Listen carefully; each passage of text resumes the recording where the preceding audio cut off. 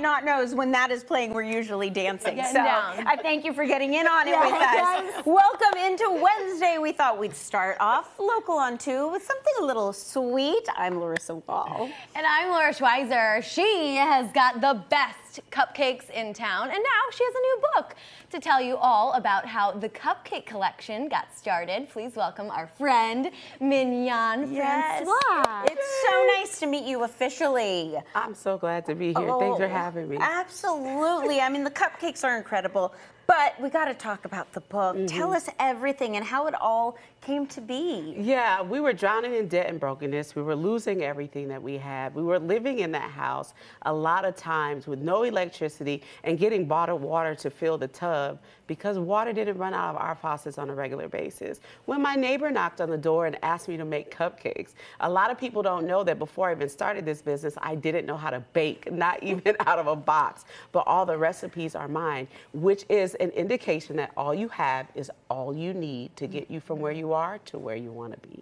Oh, all you have is all you need. That is such a great motto to live by. And I love how it was, you know, boots on the ground. Like you said, you had $5 when you first started this business, and now it's a multi-million-dollar business. How did you do that? I think that people think that you need a lot more than you need in order to start a business. But I believe it's sort of like, what do you have in your house? But it's not necessarily what you have in your physical 4 walls, but what do you have in your wheelhouse? What are your gifts? What are your talents? What do you have that you can use to get you from where you are to where you want to be?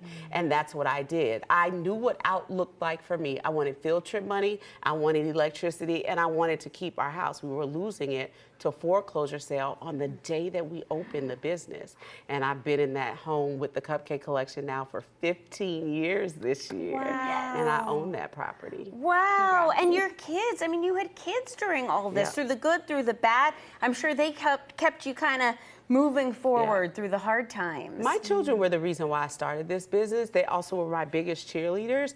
But one thing that I'm realizing is that mompreneurs are taking over the world. Yes, I love that. I read a study that 60% of women or people had children by the time they opened a business, and that 4 out of 10 women are running a business. And I believe that's out of necessity. I was a stay-at-home mom because I needed to be. It was the cheaper option. And with the cost of living and gas and daycare, I needed to stay home with my children in order to afford our lives. Wow, wow. You touched on it a little bit earlier, but you do so much for the community. The last time I spoke with you, you talked about North Nashville and how it has a deep root in your heart. So creating and starting and keeping a business thriving, what are some tips for maybe people who want to start their own business? I think that people have to be willing to not only grind, because you know it's like, oh, I'm going to do this, but I think you also have to be regimented. But again, you don't have to have a lot of stuff. Everything that you need, you already have. So while you might need really big equipment or you might need a really great following, I don't know, on social media, you will need that stuff one day, but you don't need that stuff on day one. So I talk about 5 steps that you can use. Listen, I give the game plan in this book. Okay. Because You are the game plan. I love it. A lot of people are asking me, how did you do it? Well, I spell it out for you. I use the scientific method, and that's how I got from where I was to where I wanted to be.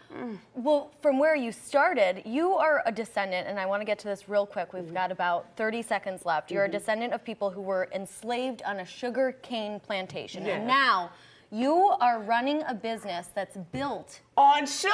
Yes! What is the legacy that you want to leave behind? Gosh, that is so sweet. You will not know the faces or names of the people who came before me, but you will experience them because you will experience the Cupcake Collection. We've been voted as the best cake in Tennessee, the best cake in Louisiana, and we're ranked one of the top 10 in the entire nation.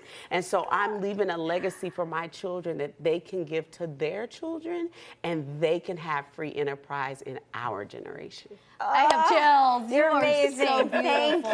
Wow. We got to get one of those cupcakes. Oh yeah, Oh, my I know they gosh. smell The good. sweet potato, so yam Can good. I go in for a Yes. bite? Oh yeah, very good. Now, I'm going in that too. baby's gonna start jumping I in your know. belly. It's true. It's true. Well, thank you so much, Mignon. We Thank love you. you and, of course, your cupcakes. And we got to check out this book. Check it out, Made from Scratch, and the Cupcake Collection, which is to die for. It's amazing. Yes, You it will is. not regret. Oh, yeah. And guess what? This is Mother's Day weekend, so you can pick up cupcakes and a copy of Made from Scratch wherever books are sold, or just come by the Cupcake Collection in Germantown. And grab one of these. And That's hang out for with her. sure. She's so sweet. Well, I'm going to continue eating this, but now that we're getting our taste buds moving.